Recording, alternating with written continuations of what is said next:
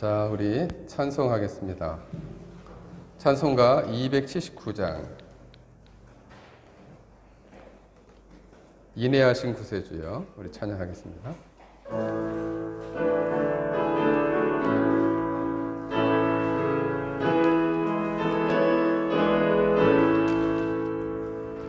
인내하신 구세주여, 내가 비오니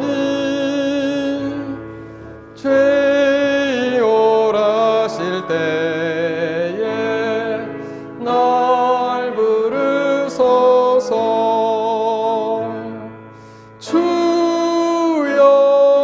주여 내가 비오니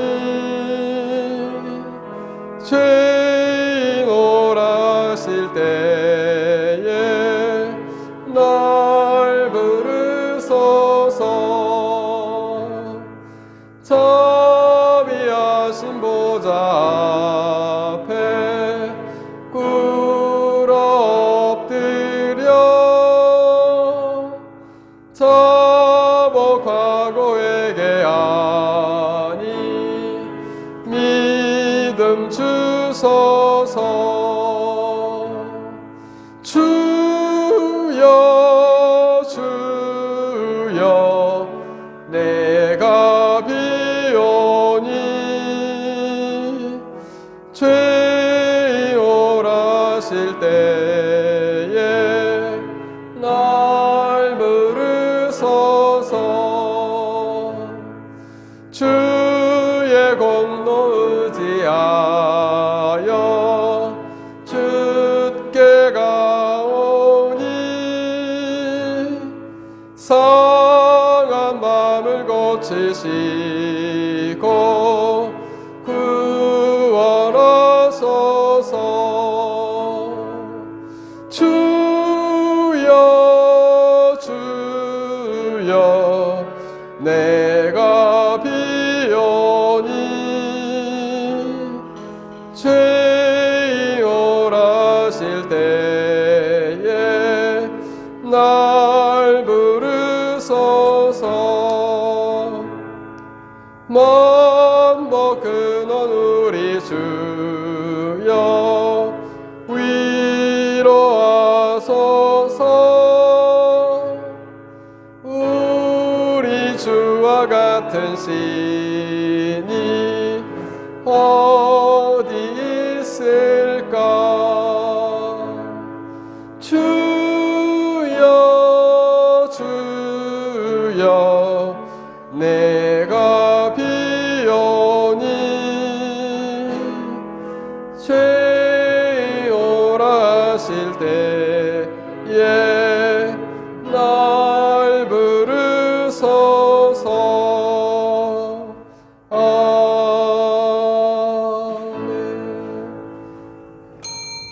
시간이 다 되었습니다. 주악에 맞춰 묵도하심으로 주일 오전 예배를 하나님께 드리겠습니다.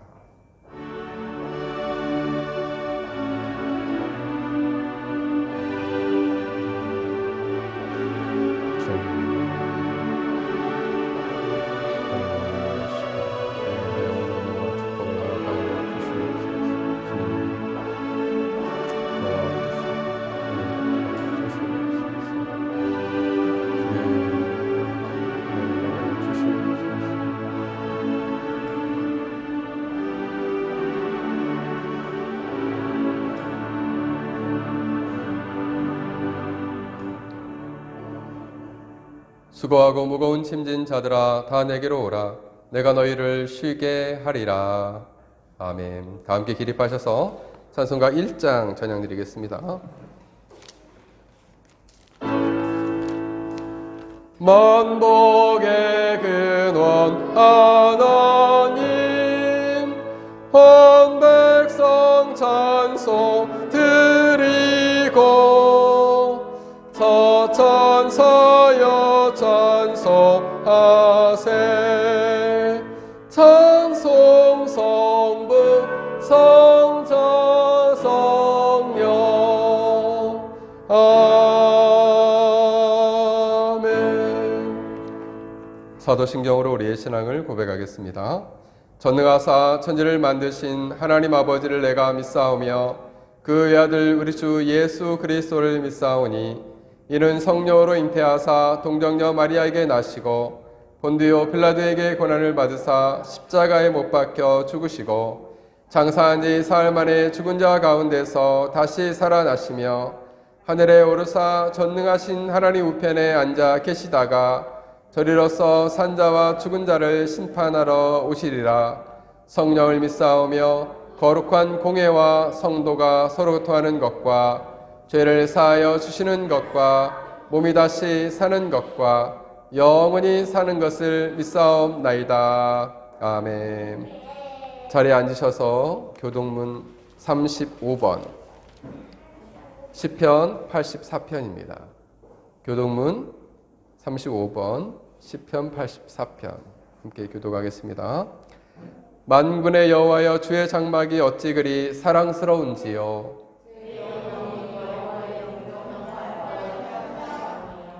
내 마음과 육체가 살아계시는 하나님께 부르짖나이다. 주의 제단에서 참새도 제집을 얻고 제비도 새끼돌 보금자리를 얻었나이다.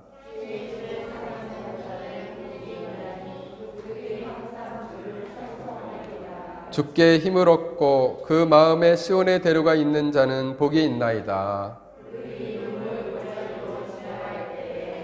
그곳에 많은 샘이 있을 것이며 이른 비가 복을 채워 주나이다.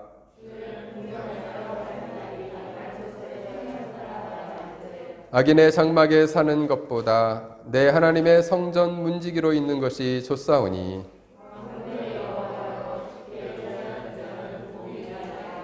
아멘. 찬송가 67장 영광의 왕께 하나님께 찬양으로 영광 돌리겠습니다.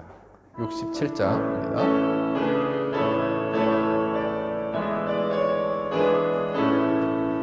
영광의 왕께 다 경배하며 그 크신 사랑 늘 찬송하라. 옛부터 영원히 찬방패시니 그 영광의 주를 다 찬송하라. 능력과 은혜 다 찬송하라. 그 옷은 햇빛 그 집은 궁창 그 누의 소리로 주노하시고 폭풍의 날개로 달려가신다. 저 아름답고 놀라운 일이 가득한 이 땅 다 주의 저와 그 힘찬 명령에 더 잡히나니 저 푸른 바다는 헛자락이라. 질그릇같이 연약한 인생 주 의지하여 늘 간건하리. 온 백성 지으신 만왕이시니 그 자비 영원히 변함없어라.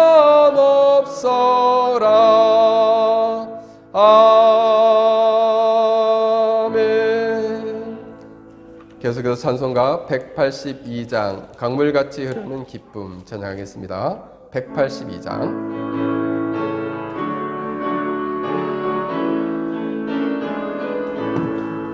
강물같이 흐르는 기쁨 영광 임함이라. 정결한 맘 영원하도록 주의 거처 되겠네. 주님 주시는 참된 평화가 내 맘속에 넘치네. 주의 말씀에 거센 풍랑도 잠잠하게 되도다. 나의 생명 소생케 됨은 성령이 마심이라. 모든 의심 슬픔 사라져 주의 평강 넘치네. 주님 주시는 참된 평화가 내 맘속에 넘치네.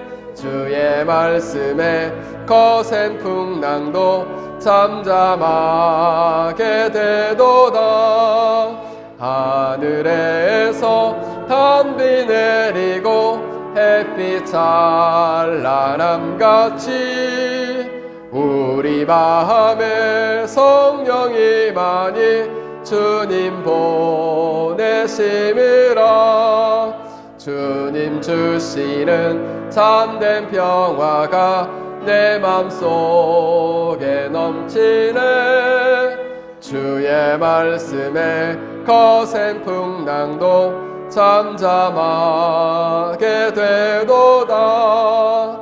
생명시내 넘쳐 흘러서 마른 광야 적신이 의의 열매 무르익어서 주스를 기다리네. 주님 주시는 참된 평화가 내 맘속에 넘치네. 주의 말씀에 거센 풍랑도 잠잠하게 되도다. 놀라우신 주의 은혜로 주의 얼굴 뵙겠네. 평화로운 안식처에서 영원토록 쉬겠네.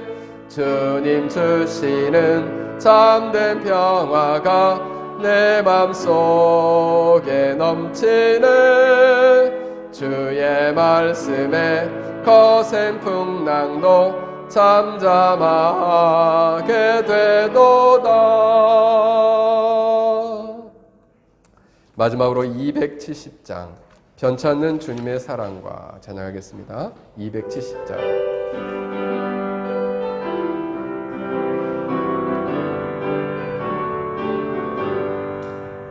변찮는 주님의 사랑과 거룩한 보혈의 공로를 우리 다 찬양을 합시다.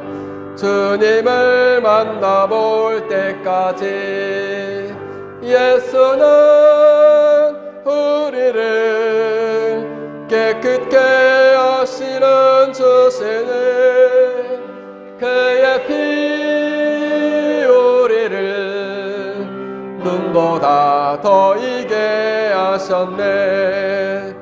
우리를 깨끗게 한 피는 무궁한 생명의 물일세. 생명의 구원을 받는 자 하나님 찬양을 합시다. 예수는 우리를 깨끗게 하시는 주시니 그의 피 우리를 눈보다 더 이게 하셨네. 주님의 거룩한 보혈을 날마다 입으로 간증해 담대히 싸우며 나가세.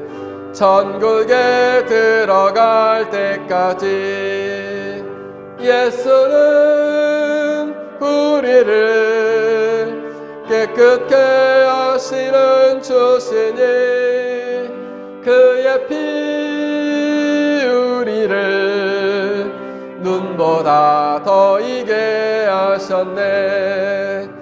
십자가 단단히 붙잡고 날마다 이기며 나가세.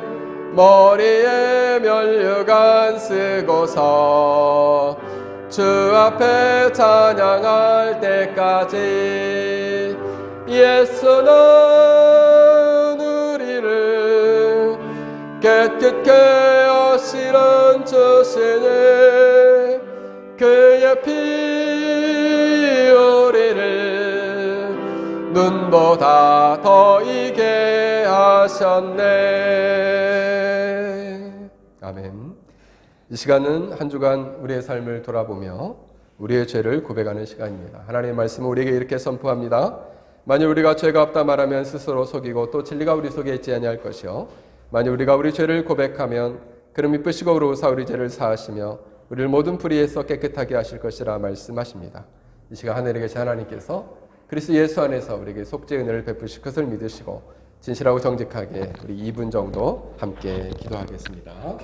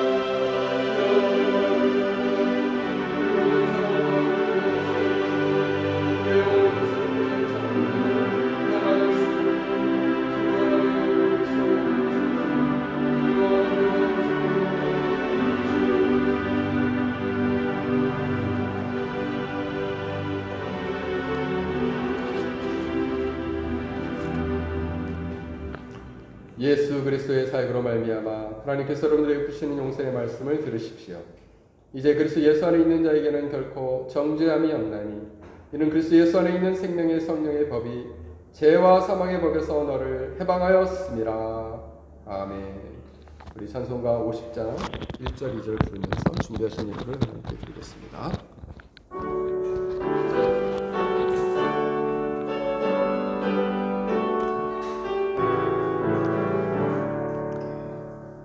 내게 있는 모든 것을 아낌없이 드리네. 사랑하고 의지하며 주만 따라 살리라. 주께 드리네. 주께 드리네. 사랑하는 구주 앞에 모두 드리네. 내게 있는 모든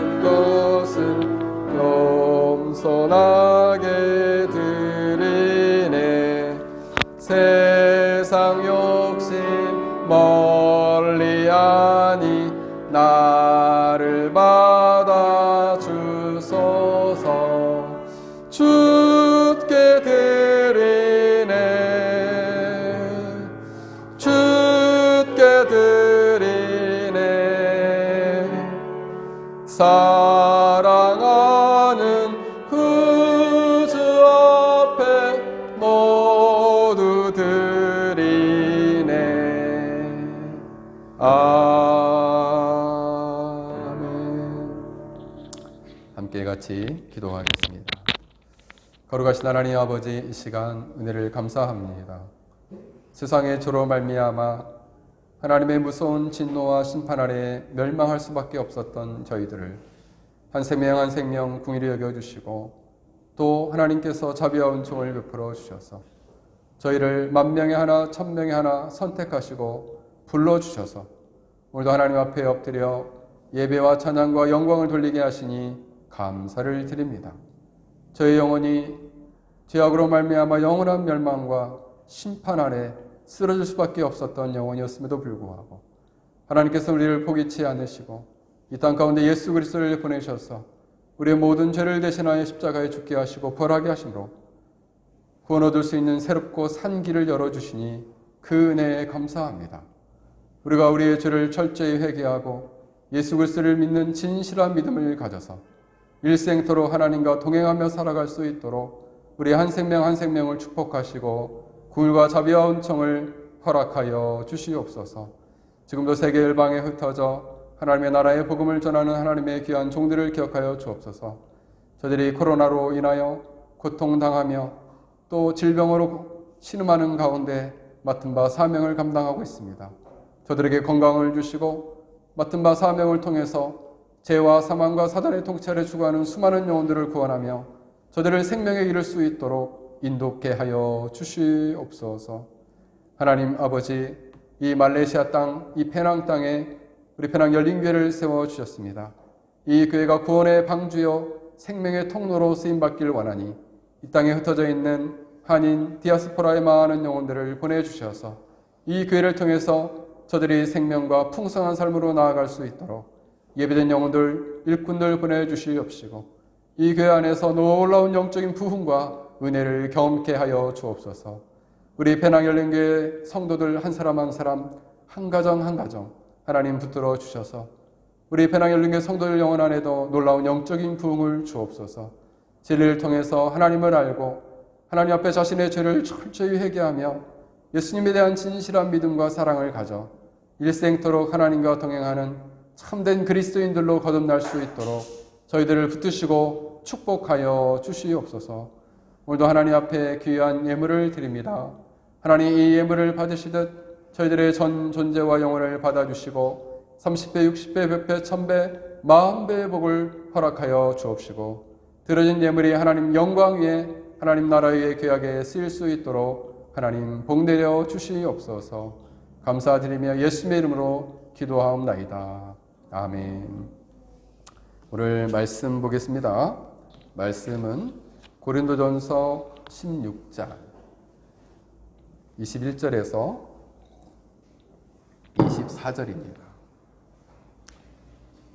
고린도전서 16장 21절에서 24절. 우리 다 함께 같이 읽을까요? 시작. 나 바울은 친필로 너희에게 문안하노니 만일 누구든지 주를 사랑하지 아니하면 저주를 받을지어다. 우리 주여 오시옵소서. 주 예수 그리스도의 은혜가 너희와 함께하고 나의 사랑이 그리스도 예수 안에서 너희 무리와 함께 할지어다. 아멘. 잠깐 기도하겠습니다. 성령 하나님, 이 시간 오셔서 말씀을 듣는 어린 생명에서부터 장년에 이르기까지 말씀을 듣고 변화될 수 있도록 성령 하나님 머리에서 발끝까지 우리를 가르고 역사하여 주시고 연약한 설교자를 성령의 장중에 붙들어 주옵소서.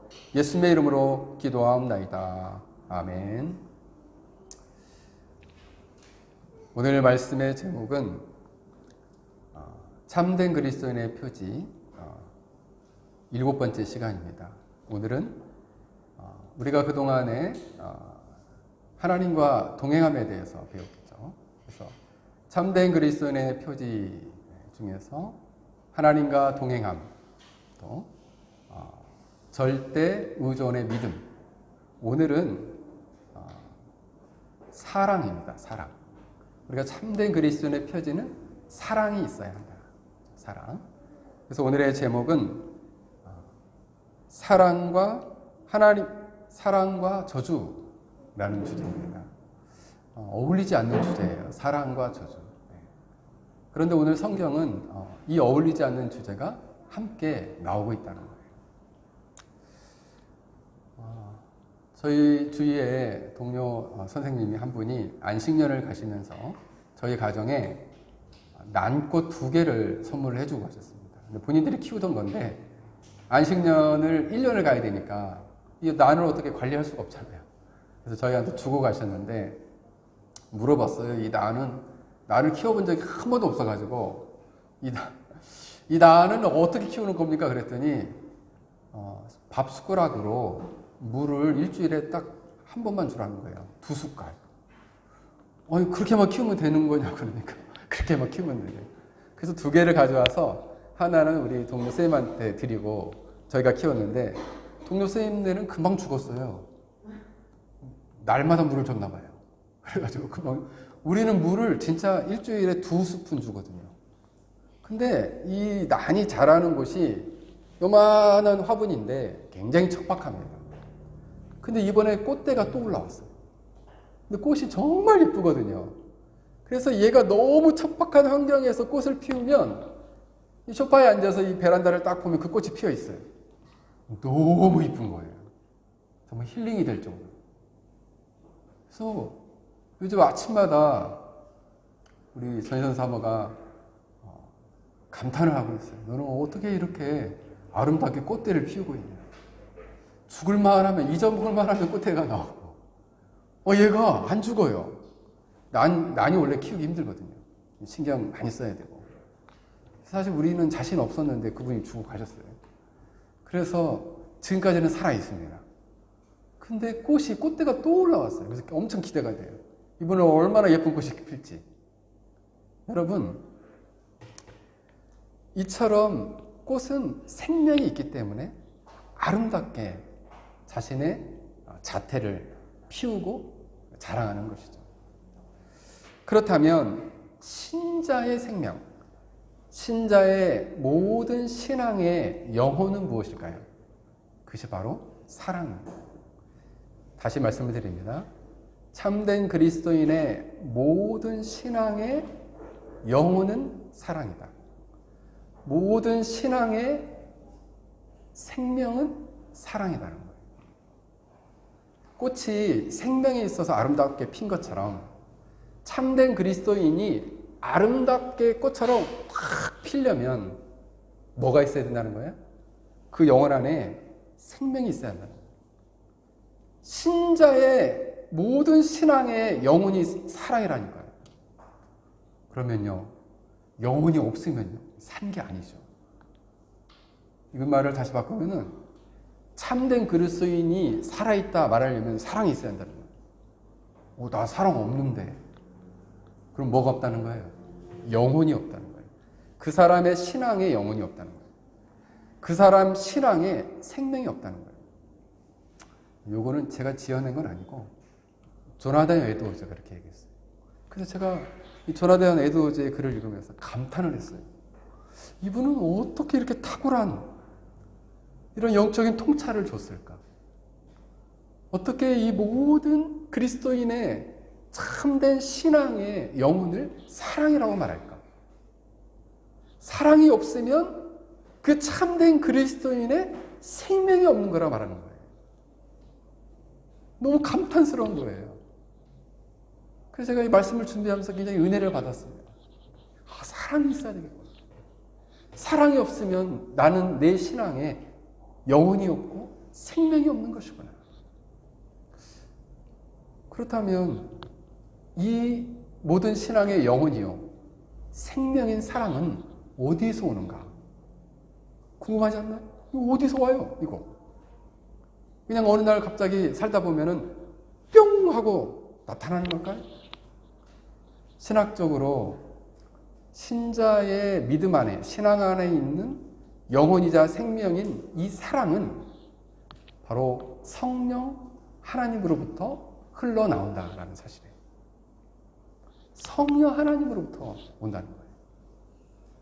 그래서 우리가 이 사랑을 가지고 하나님도 사랑하고 우리 교인들도 사랑하고 자녀도 사랑하고 남편도 사랑하고 가족도 사랑하고 주위에 있는 이웃이나 동료도 사랑하고 사랑은 여러 대상이 있어요.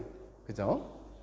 사랑은 여러 대상이 있지만 그 사랑이 그러니까 사랑이 하나의 셈을 이루고 있다면 이 셈은 누구시냐? 성령 하나님이죠. 이 사랑이 다양한 모습으로 우리 안에 부어지게 될 때 이게 이웃을 사랑하게 되고 남편을 사랑하고 자녀를 사랑하고 교인들을 사랑하고 성도들을 사랑하는 것으로 다양한 모습으로 나타나게 된다는 거예요. 결국 이 말은 뭡니까? 원천은 하나다. 성령 하나님께서 이 사랑의 근원이시다. 그래서 성경에 보면 로마서 1장 8절과 15장 30절에 보면 성령의 사랑, 성령 안에 있는 사랑 이렇게 나타납니다. 성경에는 성령 안에 사랑이 있다는 거예요. 그러면 내 안에 성령이 계셔야 되겠네요. 맞습니다. 우리 안에 성령이 계셔야 돼요. 이것을 신학적으로는 성령의 내주하심이라고 합니다. 그러면 성령님이 내 안에 계셔서 내주 안에 계시면 내주하시고 계시면 내 안에 사랑이 생기나요? 그렇습니다. 성령님이 내 안에 오셔서 내주하시면 내 안에 사랑이 생겨요. 그러면 목사님, 성령님은 어떻게 내주하시나요? 어떤 신학자는 우리가 거듭날 때 내주하신다 말씀하시는데 맞습니다. 거듭남과 동시에 우리가 예수 그리스도를 구원주로 참되게 믿을 때 성령님이 우리 안에 내주하셔요. 그래서 성경은 이렇게 말씀하고 있습니다. 에베소서 1장 18절에 그 안에서 너희도 진리의 말씀 곧 너희의 구원의 복음을 듣고 그 안에서 또 믿어 구원의 복음을 듣고 또 믿어 약속의 성령으로 인치심을 받았느니라. 성경은 뭐라고 말해요? 구원의 복음을 듣고 우리가 믿게 될 때 약속의 성령을 인치심을 받는다. 성령이 내주하신다는 말이에요. 그러면 우리는 구원의 복음을 들어야겠죠. 구원의 복음을 듣고 죄를 해하게 하고 믿게 될 때 성령이 내주하셔요. 성령이 내주하시면 하나님의 사랑이 우리 영혼 안에 자리 잡게 된다는 거예요. 그러면 나 앞만 봐도 사랑이 없는데 이거 어떻게 되는 겁니까? 둘 중 하나죠.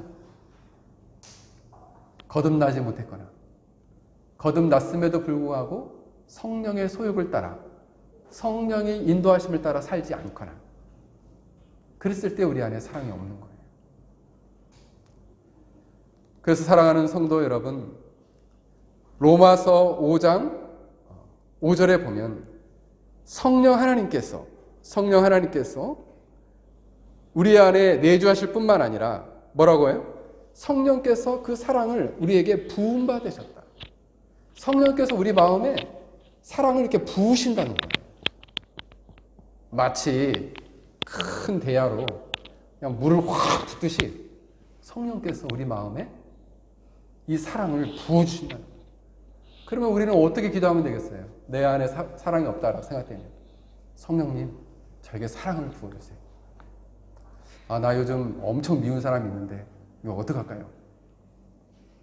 기도해야죠. 성령님 저 영혼을 사랑할 수 있도록 사랑을 좀 부어주십시오. 내 안에 사랑이 진짜 없습니다.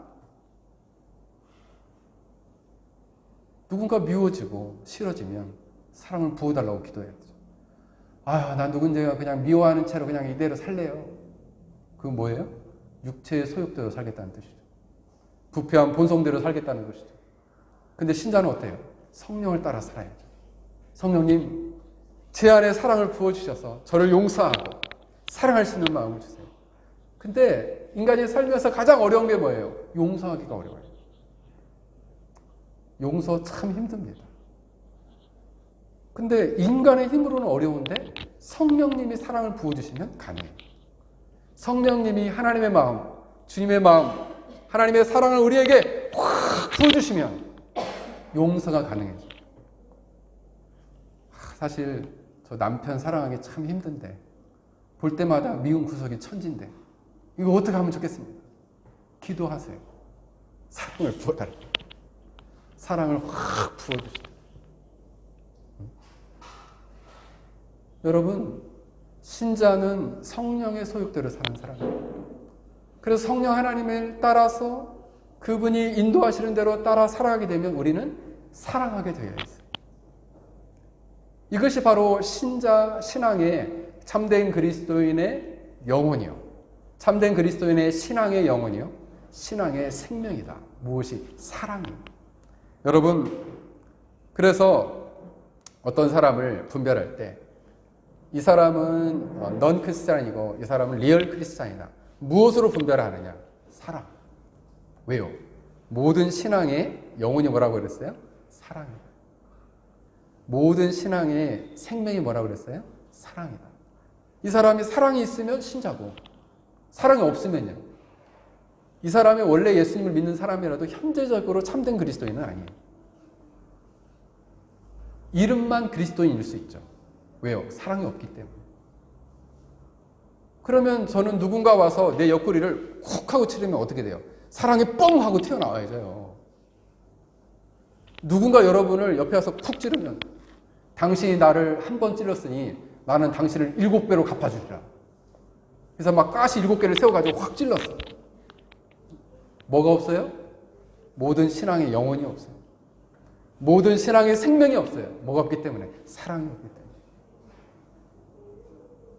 사랑이, 지유라, 사랑이 중요해, 안 중요해? 오, 중요하지. 현진아, 사랑이 중요해, 안 중요해? 중요해. 그렇지. 우리 현진이가 지난주에 가라지를 강아지로 알아들어가지고 우리 강아지는 그렇게 나쁜 강아지 아니지. 그렇게 했다는데 이렇게 잘 듣고 있어요, 말씀을. 네. 아주 우리 현진이가 말씀을 잘 들어요. 네, 좋아요. 사랑이 엄청 중요해요. 영혼 안에 생명이 있어야죠. 모든 신앙 안에 생명은 사랑이라는 사실이에요. 이 사랑이 있는 자는요, 가장 그 사람이 영혼이 변화돼서 첫 번째 나는 열매가 뭐냐요? 첫 번째 나는 열매가 사랑이래요. 신기하지 않나요? 아니, 생명이 딱 떨어져서 이렇게 꽃이 확 피면 그 열매 하나가 있는데 그게 사랑이어야 된다는 거예요. 처음 열매가 신자는 참된 그리스도인은 사랑해야 한다는 거죠. 그리고 사랑은 영혼 안에 이 사람이 구원받는 은혜가 있구나라는 것을 증표라는 거예요. 그러니까 요즘 우리 교회는 없는 집사님이에요. 우리 김 집사님, 이 집사님이 있는데 요즘 이분들 은혜가 없어. 그럼 뭘 보면 알 수 있어요? 사랑이 있냐 없냐 보면 알 수 있어요. 여러분들마다 은혜가 충만하다, 사랑이 있냐 없냐 보면 알 수 있어요. 이분이 사랑으로 열심히 섬기고 사랑이 많다. 그럼 진짜 현재적으로 은혜가 있는 거예요. 구원의 은혜가 그 사람 가운데 임하고 있는 거예요. 사랑이 없으면요, 현재적으로 은혜가 없다. 나 현재적으로 은혜가 많은 것 같다 하는 친구들, 우리 주일학교 친구들 한번 손 들어볼까? 나 사랑이 많은 것 같다. 오, 우리 현주인이, 지율이, 오, 그래. 우리 하율이 소심하게 손 내려. 우리 작년도 손 들어볼까요? 나 좀 현재적으로 내 마음에 사랑이 좀 충만한 것 같다 하시는 분. 할렐루야. 역시 우리 편향 열린교회 앞으로 희망이 있습니다. 네. 참된 그리스도인이 그럼 걸어가는 길은 어떤 길일까요? 사랑의 길이라는 거예요. 참된 그리스도인은 항상 사랑의 길로만 걷는다는 거예요. 사랑의 길. 그러면 참된 그리스도인들이 전쟁을 나갈 때 갑옷을 입는다면 이 가슴 부분을 흉배라고 하는데 그 흉배로 자신을 보호하는 건 뭐냐? 사랑의 흉배라는 거예요. 참된 그리스도인이 성품이 온전하고 충만하기 위해서는 뭐가 있어야 되냐? 바로 사랑이 있어야 한다는 거예요. 그럼 목사님 사랑 엄청 중요하네요. 그렇습니다. 그거 빠지면 모든 신앙의 영혼이 빠진 거예요. 생명이 빠진 거예요. 그러면 이 하나님의 사랑 안에 그리스도인 안에 요구되는 모든 것이 들어있나요? 그렇습니다. 그렇게 사랑이 중요해요. 왜냐하면 사랑은 모든 율법의 완성이기 때문에 그 사람이 사랑을 행하는 자는 하나님의 말씀과 법을 따라 살아가는 사람이에요. 그러면 이렇게 하나님을 사랑하고 그 사랑에 있는 사람은요, 하나님을 닮아가는 사람, 하나님의 형상을 닮아가는 사람. 마지막 그분이 가는 나라는 어떤 나라인가요? 바로 사랑의 나라예요. 하나님의 나라는, 그래서 조나단 에드워즈는 사랑의 나라라고 했어요. 사랑을 누리고 그것을 기뻐하고 그 사랑을 베푸는 곳이 어디냐? 바로 하나님의 나라라는 거예요. 그래서 날마다 기쁨이 증폭되는 나라가 바로 하나님의 나라. 이처럼 일생토록 참된 그리스도인으로서 사랑을 가지고 사랑을 실천하고 사랑의 길로 걸으며 사랑의 열매를 맺으며 사랑의 성품을 가지고 사랑의 길로 행하는 사람, 그 사람이 다다르는 곳은 바로 사랑의 나라인 하나님의 나라에 다다르게 된다라는 사실입니다.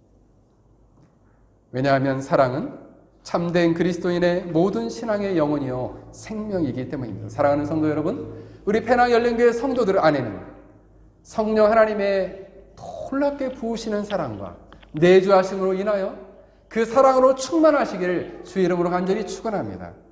그러나 여러분의 영혼에 아름다운 성품의 열매도 사랑으로 맺혀지고 삶의 열매도 사랑으로 맺혀지시기를 주의 이름으로 간절히 축원합니다. 사랑이 있다면 그 영혼 안에 생명이 있는 것이요, 사랑이 없다면 그 사람의 신앙 안에는 영혼과 생명이 없는 것입니다. 그러면 만약 사랑이 없다면 어떻게 될까요? 사랑이 없다면 오늘 고린도전서 16장 21절에서 22절에 나 바울은 친필로 너에게 문안하노니 만일 누구든지 주를 사랑하지 아니하면 저주를 받을 것이니라. 저 이 본문이 딱 깜짝 놀랐습니다. 성경 전체에 사랑과 저주가 나오는 본문이 여기 하나예요. 없어요. 딱 한 군데만. 그건 뭐예요? 뭐 아니면 도라는 거예요. 사랑이 있든지 아니면 저주를 받든지. 이거 너무나 극단적인 거 아닙니까? 제가 얘기한 게 아니라 오늘 성경이 이렇게 말하고 있어요. 주를 사랑하는 자는 어떻게 해요? 사랑을 하든지 주를 사랑하지 않으므로 저주를 받든지. 그럼 목사님, 저주는 이건 뭔데요? 성경에는 아나데마라는 단어가 쓰였어요. 이 저주라는 단어는 어떤 의미가 있냐면 저주받는 것, 파멸에 넘겨지는 것, 그리고 어떤 사건과 관련된 사람이 하나님의 진노하심에 맡겨지는 것을 의미합니다. 파멸되고 저주받고 하나님의 진노 아래 맡겨지는 것, 이게 바로 저주라는 거예요. 그래서 이 고린도전서 가장 마지막 절이거든요. 그러니까 이 사도 바울이 가장 마지막에 하고 싶은 얘기를 지금 한 거예요. 왜요? 가장 중요하니까. 주를 사랑하지 않으면 저주를 받는다. 그래서 이 부분은 두 가지 의미로 우리가 나누어 생각할 수 있습니다. 두 가지 의미로. 첫 번째는 뭐냐 하면 유일하신 중보자이시여 하나님의 아들이신 예수 그리스도를 구원주로 받아들이지 않으면, 믿지 않으면, 그리고 그 믿음으로 말미암아 주를 사랑하지 않으면 저주에 이른다 이 말이죠. 그럼 목사님, 불신자는 저주에 이르나요? 그렇습니다. 불신자는 마지막에 죽으면 하나님의 진노에 이르게 되죠. 그래서 그냥 천국에 가니까 지옥 가고 다른 건 다 똑같은데 천국에 가니까 천국은 숟가락이 길고 지옥에 가도 숟가락이 길더라 이거죠. 그래서 긴 숟가락으로 천국에서는 서로 떠먹여줘가지고 행복하게 잘 살고, 지옥에 갔더니 그 긴 숟가락으로 혼자 먹으려고 하니까 고통당하더라. 그렇게 얘기한 얘기 들어본 적이 있는데, 그런 천국과 지옥은 성경에 안 나옵니다. 거짓말이에요. 안 나와요. 그런 천국과 지옥은 없어요. 다 똑같은 거 아니에요. 완전 달라요. 성경에는 명확하게 나옵니다. 하나님의 저주와 진노를 받고 그들이 어떠한 처지에 놓이게 되는지 성경은 너무 분명하게 말하고 있어요. 그러면 어떤 사람이 이렇게 불신자이거나 예수 그리스도를 주를 사랑하지 않는 사람은 어떤 사람이냐? 주의 진리를 부인하고 그리스도를 모독하는 사람. 그러면 예수를 믿고 죄를 회개하고 예수를 믿으면 구원을 받는다. 그거는 진짜 진리가 아니고 요즘 유행하는 신 있잖아요. 모든 전체의 신, 우리가 믿는 신은 다 똑같아.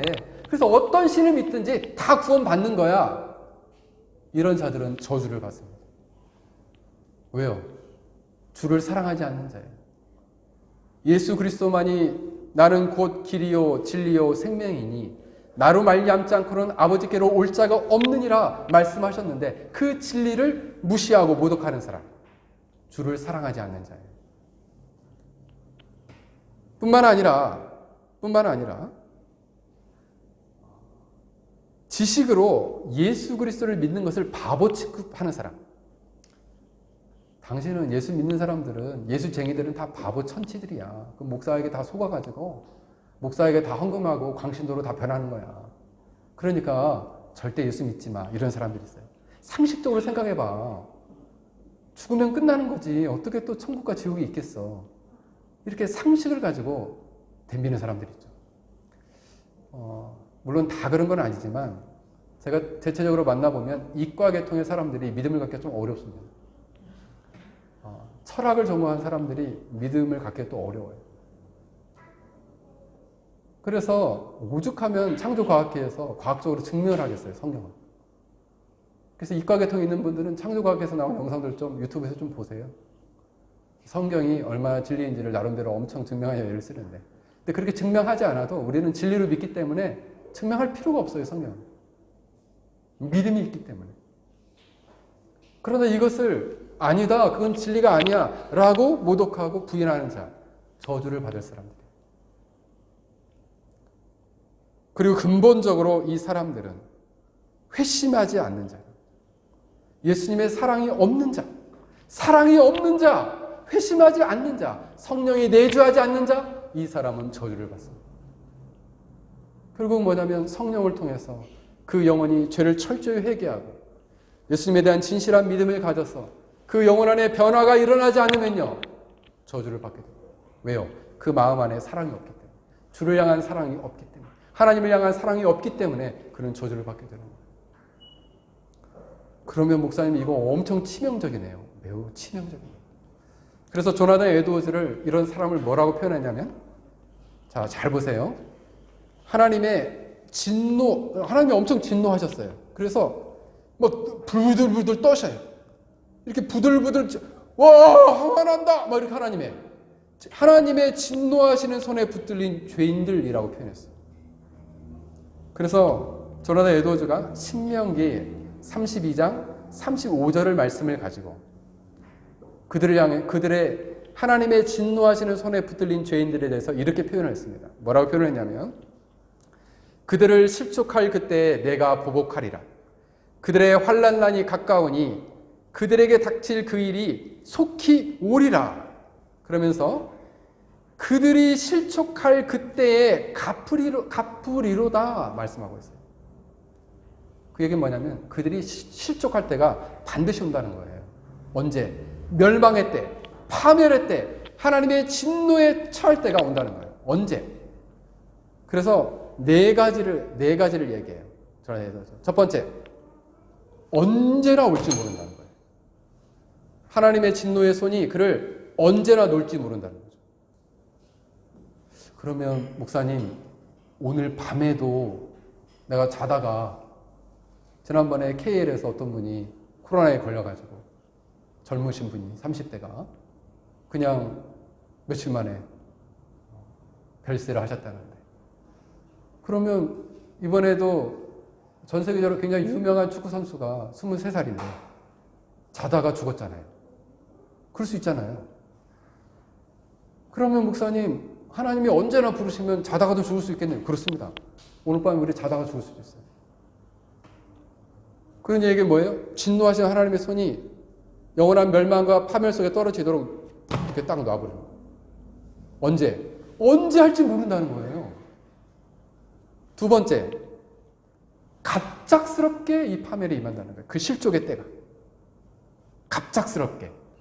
그러니까 예상, 제가 엊그저께 한 분하고 통화했더니 그분이 한국의 통계를 내셨는데 한국의 요즘 남성들의 평균 수명이 79세에서 80세랍니다.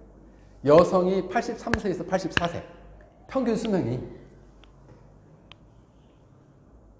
그러면서 하는 얘기가 요즘 한국에서도 이제 국민연금에 관심이 많아가지고 국민연금을 많이 든다는데 한 달도 못하고 죽은 사람도 있대요. 65세부터 받는데 그동안 국민연금 열심히 막 젊을 때부터 넣었는데 한 달도 못하고 죽은 거예요.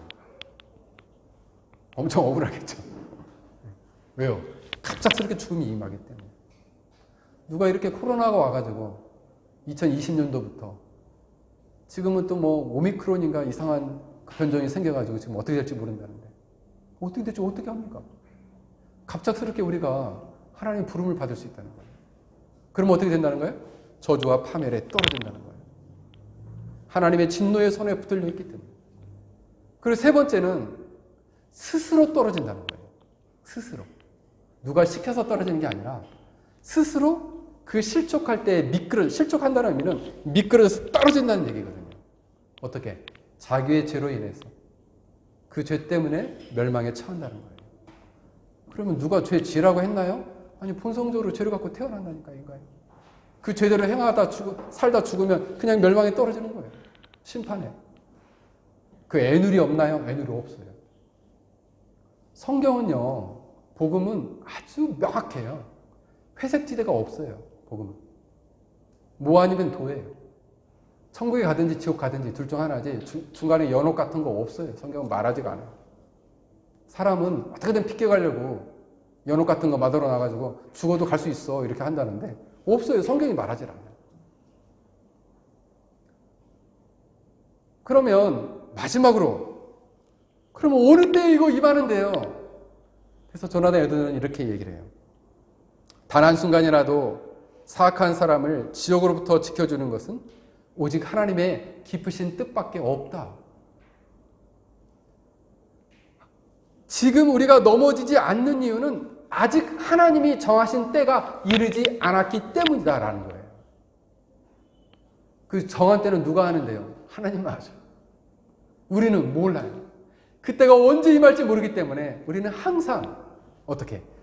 성령 죄를 회개하고 예수님을 믿어서 성령님이 우리 안에 내주하심으로 사랑을 가지고 그 사랑으로 하나님을 사랑하고 주를 사랑하고 그 사랑으로 내 이웃과 내 가족과 그리고 이 공동체를 사랑하며 살아가야 한다는 거예요. 왜요? 언제 임할지 모르기 때문에. 이 저주가. 사랑하는 성도 여러분, 여러분들은 참된 회심을 해서 이 저주로부터 벗어나기를 주의 이름으로 간절히 축원합니다. 둘째로 이 저주에 관한 본문은 당대 고린도 교회를 배경으로 하고 있어요. 예수님을 사랑하지 않으면 저주를 당하고 멸망을 당한다라는 얘기는 한편으로 이걸 확 뒤집어 보면 예수님에 대한 사랑이 형제나 이웃, 교회 공동체로 사랑이 발휘가 되고 실천되어야 한다라는 것을 오늘 성경은 말하고 있는 것입니다. 고린도 교회에서 가장 어려웠던 문제가 뭐냐면 분쟁의 문제였어요. 분쟁. 그래서 나는 아볼로파다, 나는 바울파다, 나는 예수 그리스도파다 그러면서 나눠져가지고 막 싸우고 법적 분쟁이 일어났어요. 근데 교회에서 있잖아요. 법적 분쟁이 일어나면 세상보다 더 악하게 싸웁니다. 왜요? 악한 본성이 최대한 발휘가 돼요. 그래서 죽도록 싸우는 거예요. 그래서 예수 믿는 사람들이 싸우기 시작하면 정말 쪼잔하고요. 그리고 더 지독하게 싸워요. 왜요? 어느 순간 그 영혼을 그 강팍하게 내버려 두시는 거예요. 그게 사실은 심판이에요. 바로 이 고린도 교회가 사랑이 없었던 거예요. 그래서 오죽하면은 고린도전서 13장에서 사랑장을 얘기했겠어요. 왜? 사랑이 없으니까. 사도 바울은 16장 20절에 뭐라고까지 얘기를 하냐면 너희는 거룩하게 입맞춤으로 서로 문안하라. 이게 원래 이 동양 문화, 저도 이제 중국에서 어학 그 과정을 공부할 때 유럽 계통에 있는 학생들이 와서 20살 애들하고 공부를 했는데, 근데 그 애들은 이렇게 만나면은, 그러니까 동양인을 만났을 때 그렇게 안 해요. 서양 사람들을 만나면 이렇게 얼굴 볼을 왔다 갔다 볼을 비비고 이렇게 비벼. 근데 우리는 되게 어색하죠. 근데 이 중근동 지방에서도 그런 문화가 있는 거예요. 서로 얼굴을 비비는. 그게 뭐예요? 서로 문안하는 거죠. 그래서 이 의미가 세 가지의 의미가 있어요. 거룩한 입맞춤으로, 그러니까 서로 막 뽀뽀를 하라는 게 아니라 서로 이렇게 얼굴을 부비는 인사를 말하는 거예요. 이것은 세 가지 의미를 갖고 있는데, 첫 번째는 뭐냐면 불화했던 사이에 화평과 평화를 표시하는 거예요. 너와 나는 평화롭다. 그러니까 지금 고린도 교회 교인들은 서로 문안도 안 하는 거예요. 먼 교회 사람들은 이 교회 평안하냐고 물어보는데 서로 그것도 안 하는 거예요. 그게 뭐예요? 서로 엄청 미워하고 있는 거죠. 너는 아볼로파, 나는 바울파, 나는 그리스도파 이러면서 미워하고 있는 거예요. 팔을 분당을 하면서. 그래서 당 짓는 것이 교회에서는 엄청난 죄입니다. 두 번째로는 복음을 받아들이지 못함으로 말미암아, 그러니까 두 가지예요. 복음을 받아들이지 못한 사람들이, 그런 외인들이 회개하고, 아니면 예수님을 믿었다가 배교했어요. 배교했다가 다시 회개하고 돌아왔어. 그랬을 때 이 사람을 우리가 용서하고 우리의 공동체로 다시 받아주십시다 그랬을 때는 거룩한 입맞춤을 했다. 그게 뭐예요? 용서의 표시로. 그를 용서하고 그리고 한 형제로 받아들이겠다는 허락의 표시로 입맞춤을 했다는 거죠. 이걸 안 했다는 거예요. 어디가? 고린도 교회. 그리고 세 번째로는 부활의 표시로서 부활을 상기시키면서 믿음으로 나아가자라는 격려의 표시였다는 거죠. 우리가는 이 고난 중에서도 우리가 이길 수 있어 라고 격려하는 표시였다는 거예요. 그런데 이 고린도 교회가 이처럼 화해와 용서와 격려의 입맞춤을 안 했다는 거예요. 뭐가 없어서? 사랑이 없어서. 너희가 이렇게 공동체 안에서 형제와 이웃에 대해서, 공동체의 성도들에 대해서 사랑하지 않으면 너희는 저주를 받을 것이다. 오늘 성경이 이렇게 말하고 있는 것입니다. 사랑하는 성도 여러분, 여러분은 진실로 예수 그리스도를 사랑하십니까? 그렇다면 여러분의 믿음 안에 있는 영혼이자 생명인 사랑으로 이 공동체를 사랑하고 내 형제 자매를 사랑하고 가족들을 사랑하고 남편을 사랑하고 아내를 사랑하고, 그리고 누군가 미워하는 사람이 있다면 그를 화해하고 용서하고, 그리고 그를 위해 긍휼히 여기는 마음으로 기도할 수 있어야 합니다. 뭐가 있기 때문에? 사랑이 있어야 됩니다. 사랑이 없으면요 저주를 받는다잖아요. 주를 사랑하는 것이 없기 때문에 사랑할 수 없는 거예요. 주를 사랑하는 것이 없기 때문에 분파가 되어서 서로 분쟁하고 싸우는 거예요. 주를 사랑해 보세요. 다 용서할 수 있어요. 그렇다면 마지막으로 사랑하면 어떻게 될까요? 만약 우리가 하나님을 사랑하면 어떻게 될까요? 고린도전서 8장 3절에 이렇게 말씀하고 있습니다. 누구든지 하나님을 사랑하면 그 사람은 하나님도 알아주시느니라. 진짜 이 말씀 기가 막힌 말씀입니다. 또 누구든지 하나님을 사랑하면 그 사람은 하나님도 알아주신다.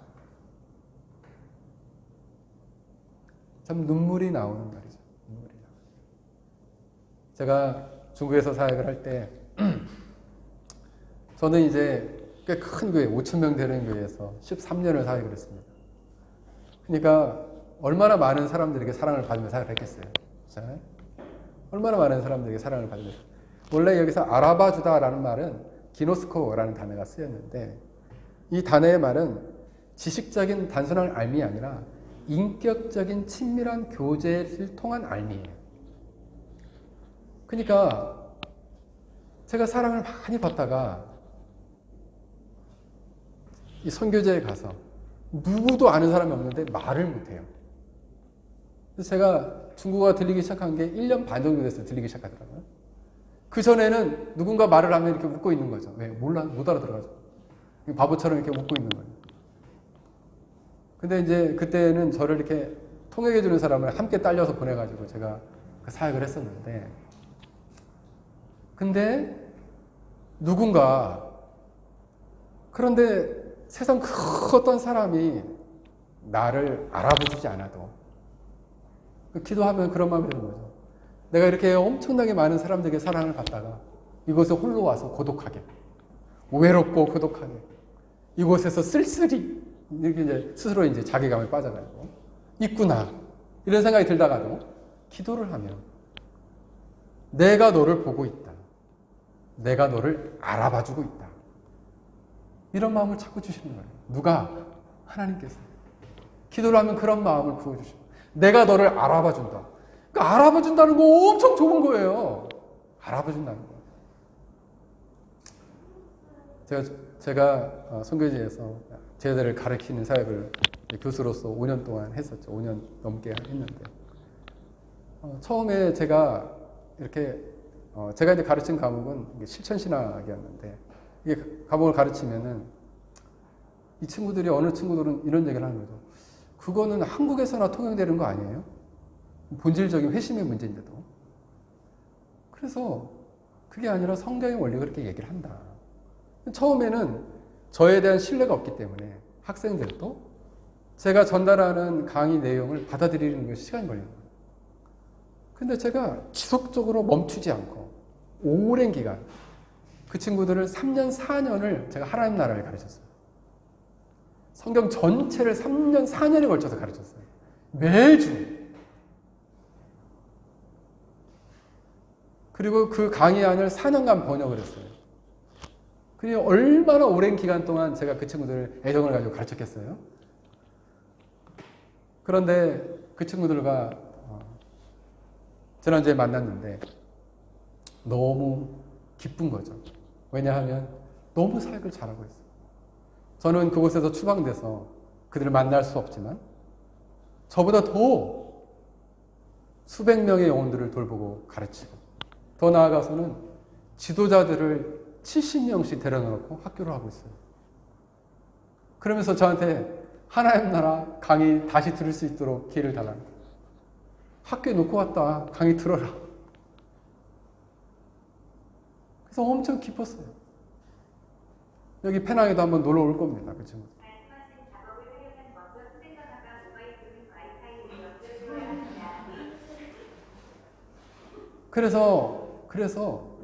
그런데 어떤 게 되냐면 우리가 어떤 사람을 만나도 그 사람을 알아가는 데는 시간이 필요해요. 그렇잖아요?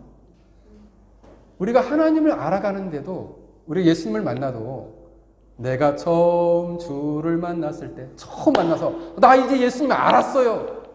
사실 처음 만난 거예요. 다 안 거 아니에요. 물론 하나님은 우리를 다 아십니다. 우리를 알아봐 주세요. 근데 우리가 하나님을 알아가는 데는 시간이 필요해요. 우리가 주님을 처음 만났을 때 우리가 주님을 다 안 게 아니에요. 그래서 우리가 진리를 배우고 말씀을 통해서 진리를 배우고 이렇게 설교 말씀을 들으면서 하나님을 알아가고 그러면서 그 알아가는 기간이 점점점 길어지면 하나님 어떤 분이셔? 하나님은 이러한 계획을 가지고 계시고 이런 계획 가운데 이 세상을 다스려 가시는 분이야. 그렇게 알아가는 것입니다. 제가 우리 제자들도 처음에 저를 잘 몰랐어요. 그래서 제자들이 저를 알아가면 알아갈수록 그 제자들이 저를 신뢰하게 되었고 그 진리의 말씀을 받아들이고 그 사상으로를 가지고 자기의 사상을 딱 세우게 된 거예요. 그러니까 놀랍게도 그 사람들을 따르는 사람들이 생기는 거예요. 우리가 하나님을 알아가는 것도 마찬가지입니다. 그런데 가장 먼저는 우리가 하나님을 사랑하면 하나님 우리를 알아봐 주신다. 그리고 우리에게 알아갈 기회를 주시는 겁니다. 여러분들에겐 지금 하나님을 알아갈 기회가 주어졌어요. 그래서 매일매일 깨어서 경건의 생활을 통해서 기도하고 기도를 통해 하나님과 개인적인 교제를 통해서 하나님을 인격적으로 알아가고 말씀을 매일매일 묵상하면서 하나님을 알아가고 이렇게 알아가게 될 때 어떻게 해요? 아는 만큼 사랑이 커지게 되는 거죠. 이분은 너무 좋으신 분이야. 이분을 내가 사랑하지 않고서 어떻게 살 수가 있겠어? 여러분 부부가 연애할 때 처음에 뜨겁게 사랑하죠.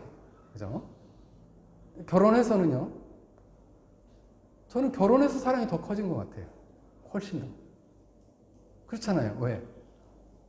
이 아내가 얼마나 좋은 사람인지 알면 알수록 더 사랑이 커지는 거예요. 행복감도 더 커지죠.